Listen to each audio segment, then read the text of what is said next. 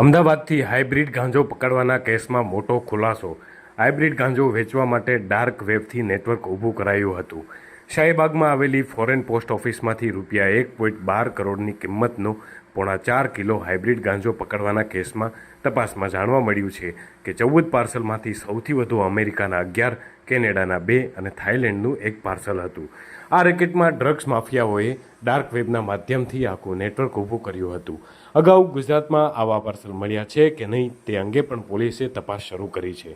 Hybrid ગાંજો lunch box, chocolate, ladies dress, vitamin powder, candy, teddy bear તથા રમકડાની આડમાં parcel તરીકે મોકલાયો હતો।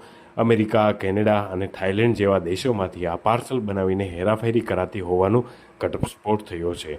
અમદાવાદ ક્રાઇમ બ્રાન્ચ અને કસ્ટમ વિભાગે સાથે મળીને સંયુક્ત ઓપરેશન હાથ ધરીને તપાસ કરી ₹1.12 કરોડની કિંમતનો 3.77 ગ્રામ હાઇબ્રિડ ગાંજો જપ્ત કર્યો છે। પોલીસે પાર્સલ મોકલનારથી માંડીને ડિલિવરી માટેના સરનામા સુધી તપાસ કરી છે। પાર્સલ પર લખેલા એડ્રેસ અમદાવાદ, સુરત, ગાંધીનગર, પાલનપુર અને તાપી વિસ્તારના હતા, જે તમામ ખોટા એડ્રેસ અપાયા હતા।